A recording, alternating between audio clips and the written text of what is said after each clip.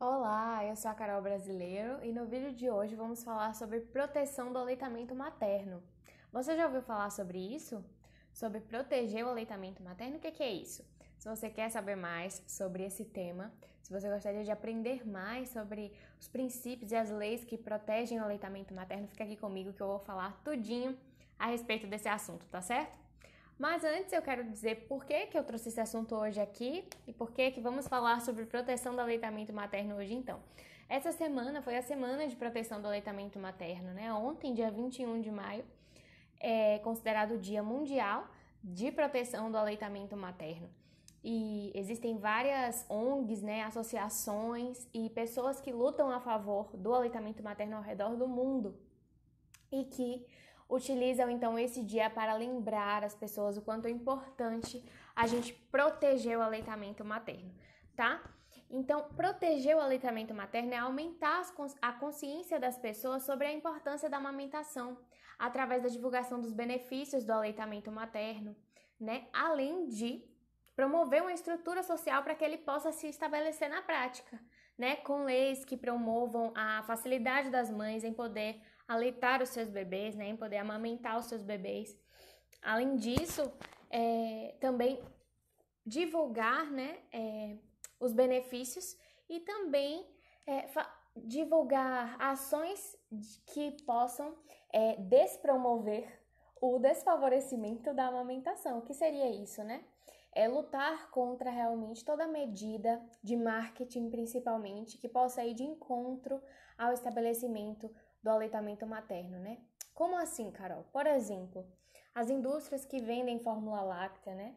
E que vendem leites e alimentos infantis que são totalmente contrários aí à política de amamentação e totalmente contrários ao que realmente é o aleitamento materno, né? Então as fórmulas muitas vezes elas são vendidas, hoje não tanto mais, mas na minha época, por exemplo, na minha infância, existia muito isso, né? De que vendia o leite X, vendido como o melhor alimento para a criança, que aquele leite teria todos os nutrientes necessários, melhores nutrientes para o desenvolvimento saudável. E os alimentos que eram vendidos juntos com brinquedos, juntos com um marketing muito grande de captação de crianças, né? Então, o dia de proteção do aleitamento materno também vem acompanhado de proteção da alimentação infantil, certo? E aí a gente vai falar um pouco mais sobre esse tema. Só um instantinho que eu vou deixar meu celular aqui no silencioso. Aí, pra gente poder continuar, tá certo? Então, vamos lá. Primeiro, a gente precisa entender que a amamentação, infelizmente, ainda é vista como um problema, tá? Um problema de ordem social, um problema cultural, né? A amamentação ainda, infelizmente, é vista como algo negativo, como algo ruim. E o Dia de Proteção do Aleitamento Materno também vem para desconstruir isso, né? A amamentação ela tem diversos benefícios, não só para a criança que está se desenvolvendo, mas também para a mãe, certo? Para essa dupla, para a família. Né? Uma amamentação bem estabelecida promove qualidade de vida para a família. E a gente precisa lembrar disso, tá? Então, o objetivo da proteção do aleitamento materno é proteger as crianças, tá?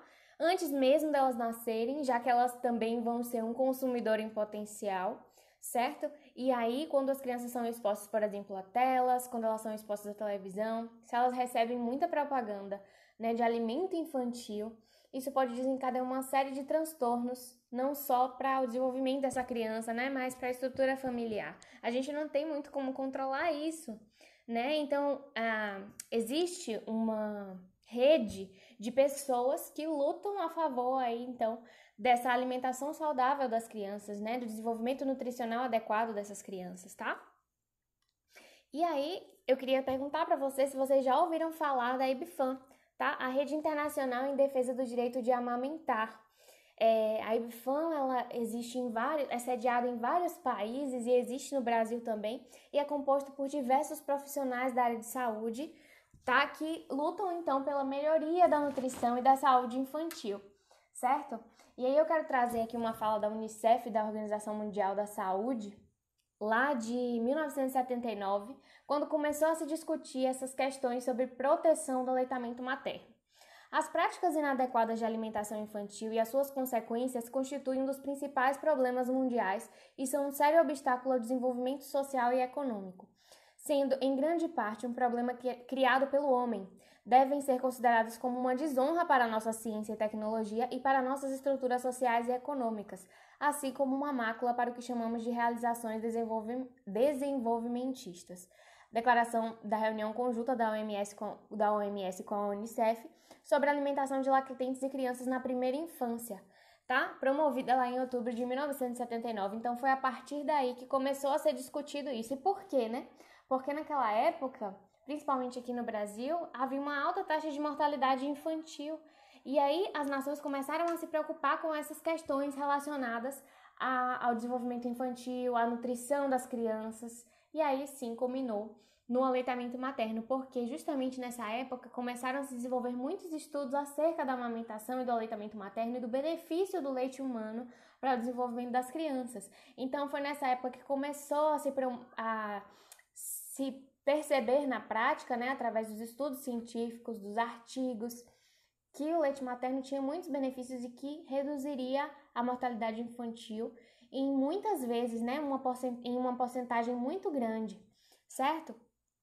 E aí esses dados, eles indicavam que os bebês amamentados por menos de 6 meses, ou que jamais receberam leite materno, têm uma taxa de mortalidade de 5 a 10 vezes mais elevadas no segundo semestre de vida do que aqueles amamentados pela mãe durante os 6 primeiros meses ou mais. Então, por isso, se começou a discutir tanto essa importância de amamentar e de se promover o aleitamento materno, tá?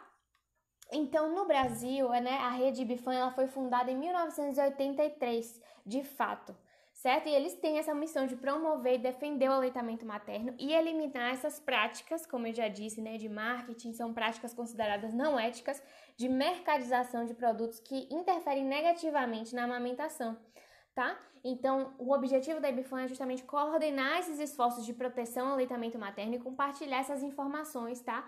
Aumentar essa consciência mundial, consciência das pessoas sobre a importância do leite materno e sobre a importância de defender a nutrição infantil, tá? Consequentemente. E aí, com isso, a IBFAM atua para sensibilizar as autoridades internacionais também quanto à implementação do Código Internacional de Comercialização de Substitutos do Leite Materno, certo? E das resoluções que são a ele relacionadas, tá? Então, a partir da IBFAM foi desenvolvido o Código Internacional de Comercialização de Substitutos do Leite Materno. Mas por que desenvolver, então, um Código Internacional, né? Por que um Código de Comercialização? Esse Código de Substitutos de Leite Materno é uma forma de proteção da amamentação, tá?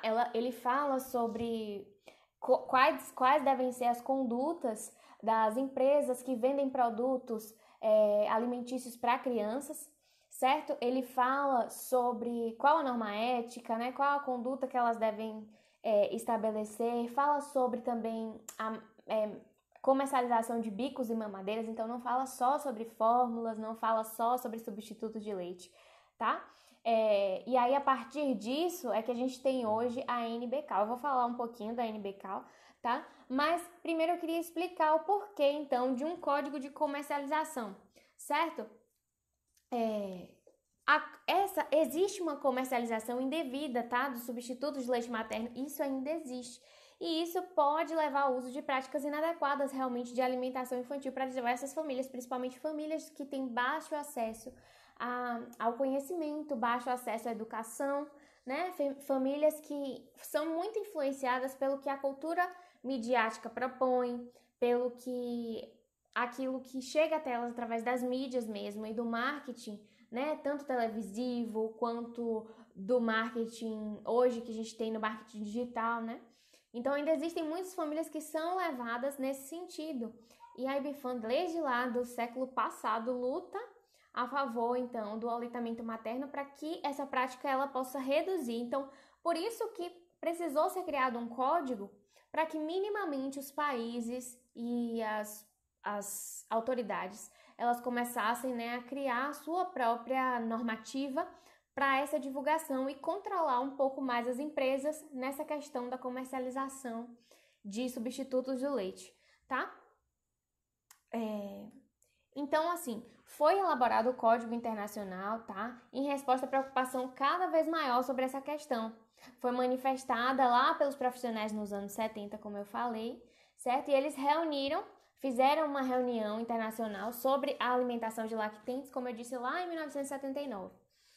E aí esse encontro reuniu representantes de vários governos, cientistas, profissionais de saúde, representantes da indústria de alimentos também estavam presentes, certo?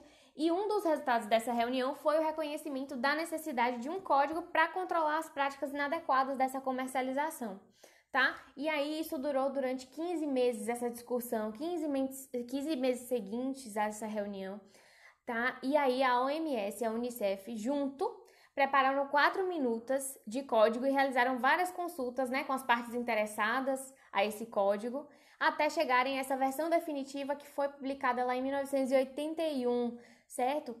E aí, essa versão foi encaminhada à Assembleia da OMS em maio de 81, onde foi aprovada pela maioria das pessoas, né? Foram 118 votos contra 1. Né? Imagine de quem seria esse voto. Esse único voto que foi contra esse código de comercialização foi dos Estados Unidos pela indústria, né? Porque eles tinham uma preocupação muito grande, a indústria lá americana tinha uma preocupação muito grande que isso interferisse diretamente nos seus negócios. O boom, né, da venda das fórmulas foi nos anos 70 nos Estados Unidos, então naquela época a maioria das mães ofertavam fórmula para os seus filhos.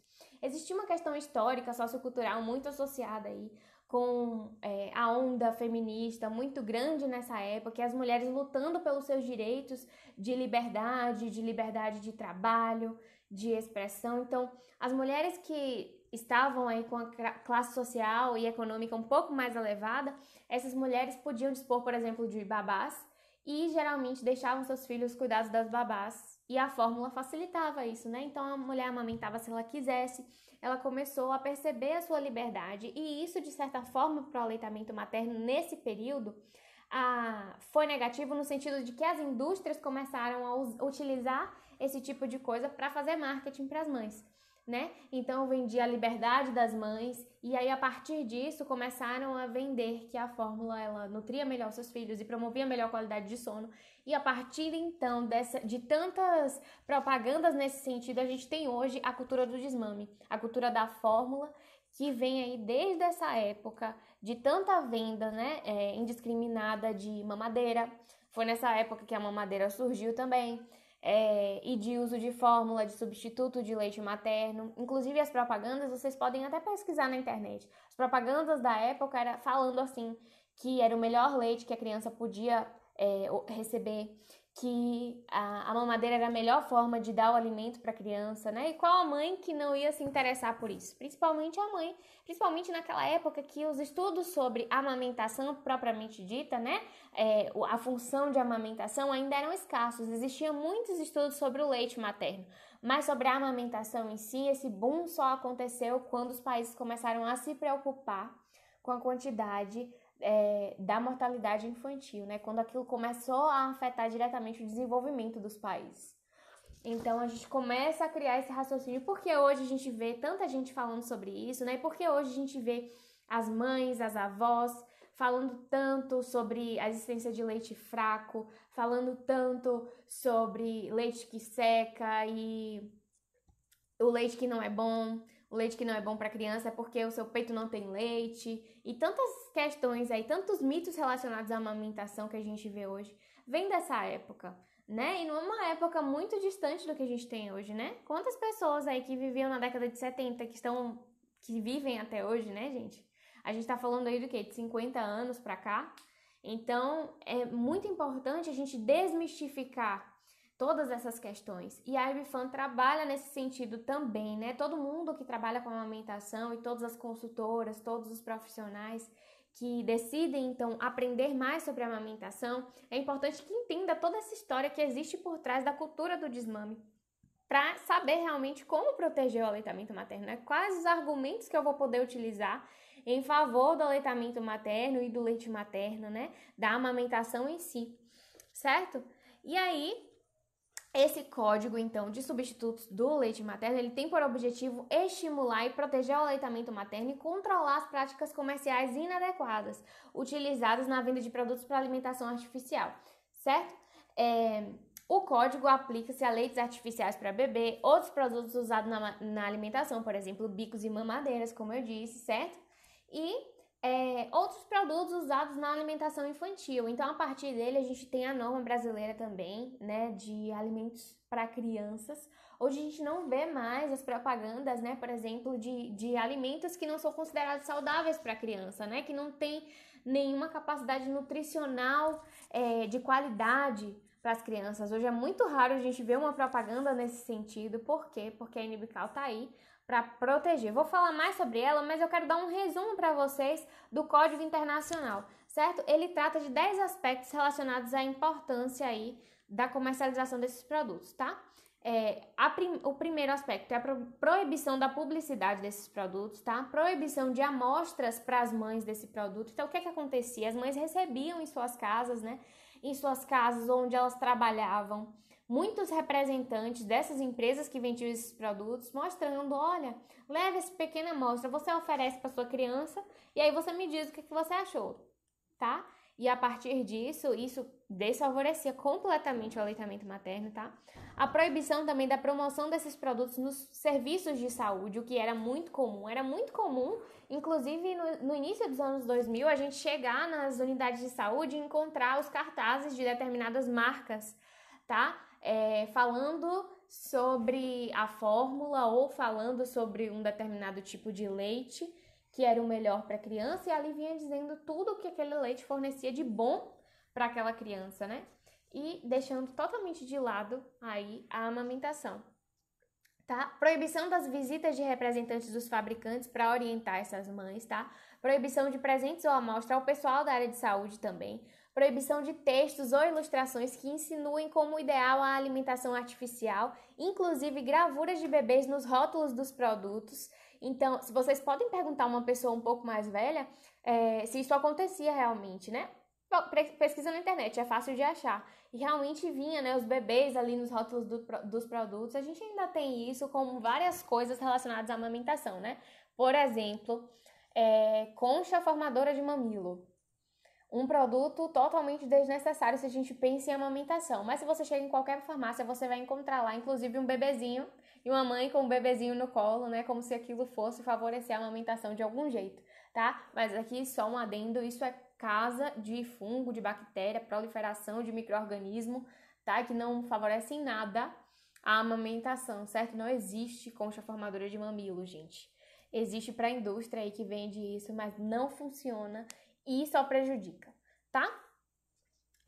Mais uma coisa sobre o código. A informação dada aos profissionais de saúde deve ser de natureza científica e objetiva sobre esses substitutos, né? Falando da fórmula láctea, tá? Toda a informação sobre a alimentação artificial para lactentes, inclusive os rótulos, deve explicar os benefícios da amamentação, bem como os custos e riscos da alimentação artificial. Então, todo rótulo hoje que a gente pega, principalmente leite integral, a gente vê lá, né? Que esse é um alimento, a amamentação é recomendada até os 2 anos de idade, esse é um alimento que não deve substituir o leite materno, vem mais ou menos assim escrito. Então, tudo isso vem a partir do Código Internacional, tá? A partir das leis que a gente tem hoje sobre o aleitamento materno. Então, quando a gente fala sobre proteger o aleitamento materno, a gente fala sobre estudar leis também, sobre estar munidas de leis, tá? Eu vou falar sobre leis também que protegem as mulheres no sentido de amamentar, mas vamos terminar essa parte aqui que fala exatamente sobre substitutos, certo? Produtos inadequados, tais como leite condensado, não devem ser anunciados para bebês e crianças. Ele também trata sobre isso, tá? Todos os produtos devem ser de alta qualidade e levar em conta as condições climáticas e de armazenagem do país onde são usados. Então, até as questões de rotulação, né, de produção, de armazenamento, esse código trazia como super importante, né? Porque qual é a intenção? É proteger a nutrição dos bebês, né? Proteger o desenvolvimento saudável das crianças. E aí vocês podem me perguntar, Carol, existe outras leis que protegem a amamentação? E claro, existem diversas leis, graças a Deus, hoje que protegem a amamentação, embora a gente ainda tenha que percorrer um caminho muito grande, muito árduo ainda, para chegar em um local onde a gente diga assim, felizmente nós temos várias coisas que nos dão subsídios aqui para que a mãe possa amamentar de maneira tranquila, né? Um pouco menos dificultosa.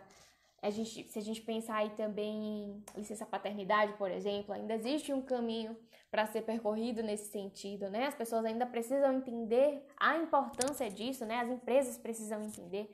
Mas uma outra lei que protege a amamentação é a NBCAL, que é a norma brasileira de comercialização de alimentos para lactentes e crianças de primeira infância. Então fala sobre bico, sobre chupeta, sobre mamadeira, certo? É a lei número 11.265, vai regulamentar, então isso é lei, não é um código mais, tá? Existe uma lei no Brasil que fala sobre isso e por isso hoje a gente vê que realmente as indústrias dão uma segurada aí nessa comercialização, porque se não tivesse lei, gente, realmente as indústrias iam ali continuar aplicando as condutas de acordo com o que a legislação do país falasse, certo?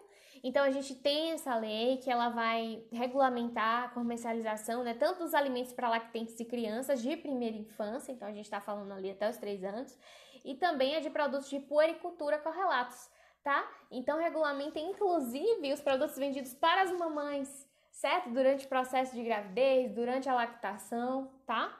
Então, se vocês tiverem interesse de ler a NBCAL, não vou ler aqui para vocês, não é essa a intenção da live, mas ela está disponível aí para todo mundo acessar e ter conhecimento, certo?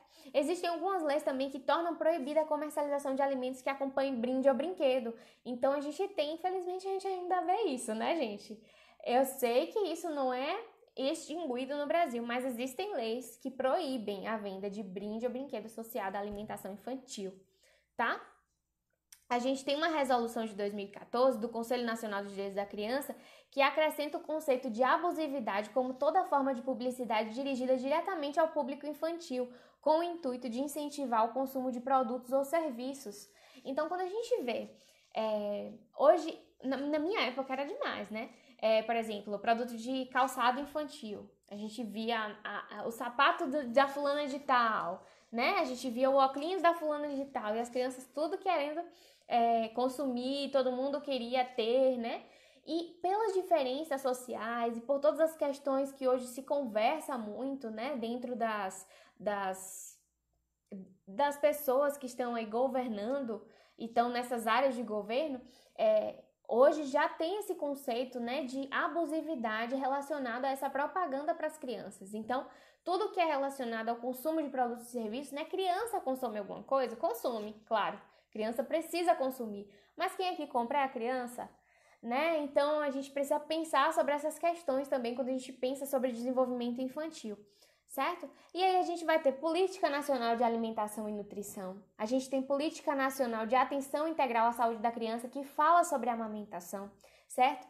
Aí a gente tem a licença maternidade e paternidade, que também fala sobre direitos da mulher, né? Sobre essa rede de apoio durante a amamentação. Existem leis que falam sobre a pausa para a amamentação. A mulher tem direito a pausas ali de 30 minutos, se ela retorna aí do seu período de licença maternidade e, por exemplo, a sua empresa, ela não pode estender esse período, a mulher tem direito aí de pausas, tanto para fazer a ordenha quanto para amamentar, tá? A gente tem o Marco Legal da Primeira Infância, que também vai discorrer sobre as questões de amamentação, leis que falam sobre as salas de apoio à amamentação, certo? Tem leis que falam sobre filhos de mãe submetida à medida privada de liberdade. Então, mulheres que estão presas, elas têm garantidos pelo menos os primeiros 6 meses a poder amamentar os seus filhos, se elas forem, né, puérperas, se elas tiverem bebês nessa idade, tá? Existem leis que podem promover, então, esse direito da mulher. A gente tem a Lei de Proteção à Mulher Estudante, tá? Que foi promulgada lá em 1975. Atribui à estudante em estado de gestação o regime de exercícios domiciliares, tá? Então, essa mulher que é estudante e que está no período gestacional, ela tem direito a fazer, né, os seus estudos em domicílio, na sua própria casa, né? A instituição deve lutar aí nesse sentido, porque ela tem direito, a gente precisa empoderar as mulheres quanto a esses direitos, tá? A gente também tem o inciso 18 da Constituição Federal de 88, que garante a licença maternidade sem prejuízo do emprego e do salário para as mulheres, certo? Então, a gente tem as leis que protegem as mães que trabalham, com duração de 120 dias. As mulheres hoje elas têm 120 dias e dependendo aí da instituição, isso pode ser estendido para 180 dias. A gente tem ainda ato de disposições constitucionais transitórias, fica vedada a dispensa arbitrária ou sem justa causa da empregada gestante desde a confirmação da gravidez. Então, essa mulher também não pode ser expulsa do seu trabalho, né? Ser demitida. Ela tem aí garantido seus direitos pelo menos até 5 meses após o seu retorno ao trabalho, certo? Então, se acontece ainda essa demissão, essa mulher tem por lei, deve ter por lei os seus direitos garantidos, tá? Tem a lei de 2008, né, de 9 de setembro de 2008, que cria o programa Empresa Cidadã destinado à prorrogação, então, da licença maternidade, como eu falei, mediante concessão de incentivo fiscal. Se a empresa que a mulher trabalha, ela tem o programa Empresa Cidadã, ela participa desse programa, ela pode, então, a mulher tem o direito de estender a sua licença maternidade, tá? Além do Estatuto da Criança e do Adolescente, que vai dispor sobre o desenvolvimento nutricional e saudável dessas crianças, certo? Tem uma portaria do MEC que garante o direito de lactantes e lactentes à amamentação nas áreas de livre acesso ao público ou de uso coletivo nas instituições do Sistema Federal de Ensino, tá? Então, as mulheres que trabalham no Sistema Federal de Ensino, elas podem e devem, né? Tanto os estudantes quanto todas as lactantes e lactentes, sabe? Tem direito à amamentação nesse sentido, certo? Mais uma lei de 2019, 17 de setembro de 2019, estabelece o direito de as mães amamentarem seus filhos durante a realização de concursos públicos. Então, mulheres que são concurseiras, elas podem amamentar durante o concurso público. E geralmente lá, quando a gente lê os editais dos concursos, eles trazem, né, uma norma específica para as mulheres lactantes, tá? A gente tem diversas hoje portarias que defendem o direito da mulher, tanto de amamentar. A gente tem a lei do alojamento conjunto que vai favorecer o aleitamento materno, tá? A portaria de 7 de maio de 2014 institui diretrizes para a organização de atenção integral e humanizada ao recém-nascido no SUS e vai dispor sobre a importância da amamentação na primeira hora de vida. Então, a gente tem uma portaria que fala, inclusive, sobre a Golden Hour, tá? Então, não é só conversa de consultora de amamentação. A Golden Hour é direito, né? É preconizado nas leis.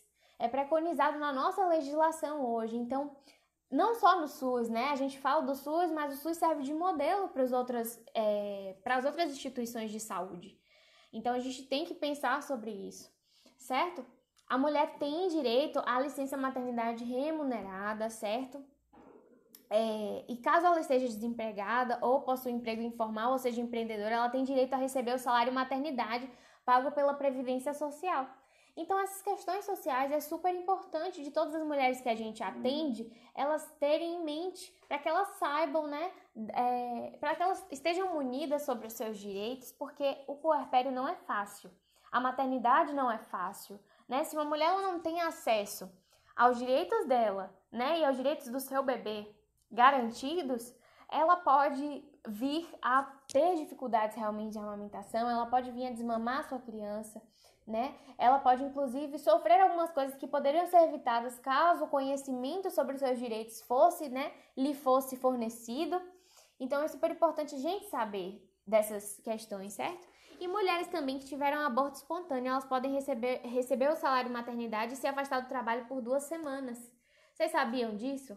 Né? Mulheres que sofrem aborto, elas têm esse direito de se afastar. Muitas mulheres não sabem disso, né? Muitas mulheres não têm nem noção sobre essas coisas. Mas isso fala também sobre saúde mental, né? Sobre promover saúde mental para as mulheres, certo? E aí a gente tem o direito ao acompanhante durante o parto, certo? Direito à licença paternidade, que ainda precisa ser garantido, né? Uma extensão dessa licença paternidade, tá? Em alguns lugares ela pode ser conseguida com férias, né? Mas são muitas empresas que ainda não permitem que os seus funcionários façam isso, porque realmente não existe esse entendimento sobre a rede de apoio no puerpério, né? E eu não falo sobre só mães que amamentam, não. Mães que ofertam fórmula também. Não é fácil os primeiros cuidados com a criança, tá? E a gente tem a mais legal de todas, que é a PLS 514 de 2015, que aprova multa para quem impedir as mulheres de amamentar em local público. Então, gente, vamos parar com isso, né? A amamentação não deve ser sexualizada, a amamentação é importante, né, para a mulher e para o bebê. E as mulheres têm o direito de amamentar onde elas bem entenderem, tá? Então, vamos desconstruir essa mentalidade. Então, quando a gente fala sobre proteger o aleitamento materno, a gente fala sobre leis que favorecem o direito da mulher, leis que favorecem o direito da criança. A gente também fala sobre os benefícios da amamentação. E todas as vezes eu falo aqui, né, sobre o quanto que isso é saudável para a mãe, para o bebê, sobre o quanto que isso reduz mortalidade, sobre o quanto que isso reduz complicações para a mãe, para a mama das mães, né? E também sobre o manejo adequado de amamentação, porque vai ter casos em que a mãe vai precisar usar fórmula, vai ter casos em que a mulher realmente vai ter baixa produção, que a amamentação não vai poder ser estabelecida, e a mulher tem o direito também de saber qual é o melhor manejo nesses casos, né? O que é que eu posso fazer nesses casos? Então, todas as mulheres devem ter esses direitos assegurados, tá certo? A amamentação é vida, Kel. Então é isso que eu queria falar sobre proteção do aleitamento. E se você ficou com alguma dúvida relacionada a isso, né? Pode falar aqui nos comentários. Se não tem nenhuma dúvida relacionada a isso, se você quer saber mais sobre essas leis, eu posso enviar para vocês, certo? E tô disponível no direct, tá, gente? Tô aqui no Instagram, eu tô no YouTube, tô no Facebook, FGA Carol Brasileiro, Facebook, Instagram, no YouTube Carol Brasileiro, tá? E a gente se vê numa próxima live. Falei bastante hoje. Mas a gente se vê, tá certo? Muito obrigada pela presença de vocês. Um beijo e até a próxima live, então. Tchau, tchau.